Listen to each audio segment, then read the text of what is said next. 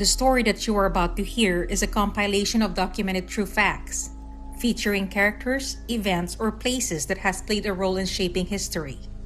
Please sit back and listen as I recite this narrative for you.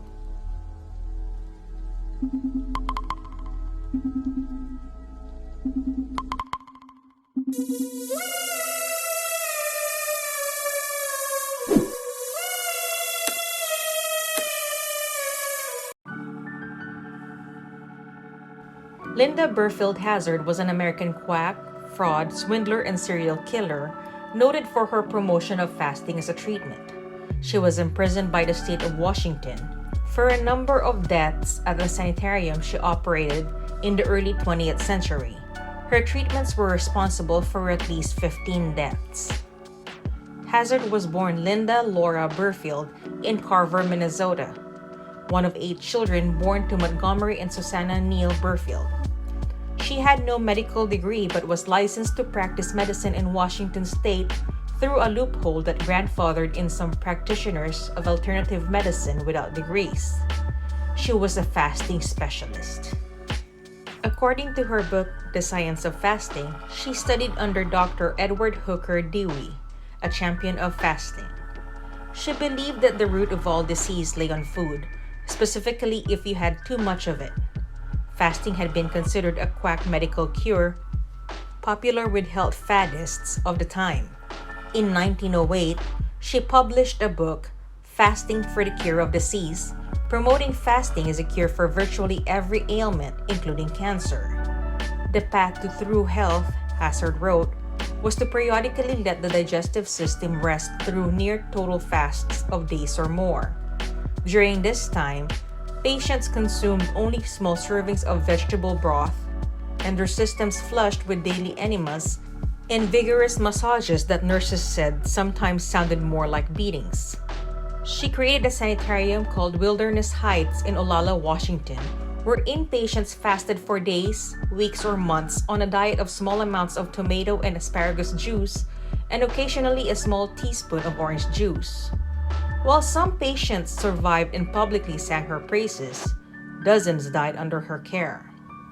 Hazzard claimed that they all died of undisclosed or undiagnosed illnesses, such as cancer or cirrhosis of the liver. Her opponents claimed that they all died of starvation. Local residents referred to the place as Starvation Heights. She assured people that her method was a panacea for all manners of ills because she was able to rid the body of toxins that caused imbalances in the body. Despite the harsh methods, Hazzard attracted her fair share of patients. One was Daisy Maud Haglund, a Norwegian immigrant who died in 1908 after fasting for 50 days under Hazzard's care. But the best remembered of Hazzard's patients are a pair of British sisters named Claire and Dora Williamson, the orphan daughters of a well-to-do English army officer. The wealthy British heiresses, Claire and Dorothea Williamson, both in their early 30s, came for treatment in February 1911 after seeing a newspaper advertisement for Hazzard's book while vacationing in Victoria, British Columbia. Though not seriously ill, the pair felt that they were suffering from a variety of minor ailments. Dorothea complained of swollen glands and rheumatic pains, while Claire had been told she had a dropped uterus. The sisters were great believers in what we might today call alternative medicine and had already given up both meat and corsets in an attempt to improve their health. Almost as soon as they learned of Hazzard's Institute of Natural Therapeutics on Olalla, they became determined to undergo what Claire called Hazzard's most beautiful treatment. But when the women reached Seattle in February 1911 after signing up for a treatment, they were told the sanitarium in Olalla wasn't quite ready. Instead, Hazzard set them up in an apartment in Seattle's Capitol Hill, where she began feeding them a broth made from canned tomatoes. A cup of it twice a day and no more. They were given hours-long enemas in the bathtub, which was covered with canvas supports, when the girls started to faint during their treatment. By April, the women were so emaciated they were transferred by ambulance to the Olalla Sanitarium. Just before they left, Hazzard's attorney convinced Claire to sign a codicil to her will, granting a yearly stipend of £25 to Hazzard's Institute. Around the same time, Hazzard began wearing Claire's dresses, hats, and diamonds. By the time the Williamsons were transferred to the Hazzard home in Olalla 2 months later, they weighed about 70 pounds, according to one worried neighbor. Family members would have been worried too if any of them had known what was going on.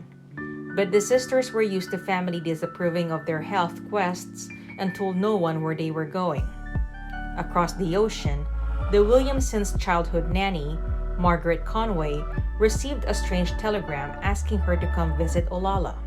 It contained only a few words, but seemed so nonsensical that the nurse bought a ticket on a boat to the Pacific Northwest to check upon them. By the time she arrived, Claire Williamson was a corpse. Conway was taken to ER Butterworth and Sons Mortuary, right next to Pike Place Market, to identify the body, but said she didn't recognize it. Conway then did her best to convince Dorothea, who at the time weighed 60 pounds, to leave Olalla. When Claire died, Hazzard stated that the culprit was a course of drugs administered to Claire in childhood, which had shrunk her internal organs and caused cirrhosis of the liver, and she was too far gone for her treatment to take effect. Dr. Linda Hazzard had been appointed the executor of Claire's considerable estate, as well as Dora's guardian for life. Dora had also signed over her power of attorney to Samuel Hazzard, Linda's husband. Meanwhile, the Hazzards had helped themselves to Claire's clothes, household goods, and an estimated $6,000 worth of the sisters' diamonds, sapphires, and other jewels. Dr. Hazzard even delivered a report to Margaret concerning Dora's mental state while dressed in one of Claire's robes. It took the arrival of John Herbert, one of the sisters' uncles, to free Dora. After some haggling, he paid Hazzard nearly $1,000 to let Dora leave the property. But it took the involvement of the British Vice Consul in nearby Tacoma, Lucian Agassiz, as well as a murder trial to avenge Claire's death. As Herbert and Agassiz would discover once they started researching the case, Hazzard was connected to the deaths of several other wealthy individuals. Many had signed large portions of their estates over to her before their deaths. On August 15, 1911, Kitsap County authorities arrested Linda Hazzard on charges of first-degree murder for starving Claire Williamson to death. Hazzard refused to take any responsibility for any of her patients' deaths. In her mind, the trial was an attack on her position as a successful woman and a battle between conventional medicine and more natural methods. In 1912, after a short period of deliberation, they returned a verdict of manslaughter for the death of Claire Williamson, who weighed less than 50 pounds at the time of her death, and her sitting bones protruding so sharply she couldn't sit down without pain. Hazzard was sentenced to hard labor at the penitentiary in Walla Walla, and her medical license was revoked. After only 2 years in prison, she was released on parole and was given a full pardon the following year by Governor Ernest Lister. She and her husband, Samuel Crisman Hazzard, moved to New Zealand where she practiced as a dietitian and osteopath until 1920. In 1920, Hazzard returned to Olalla, Washington, and opened a new sanitarium. The institute burned to the ground in 1935, and 3 years later, Hazzard, then in her early 70s, fell ill and undertook a fast of her own. It failed to restore her to health, and she died of starvation in 1938 while attempting a fasting cure.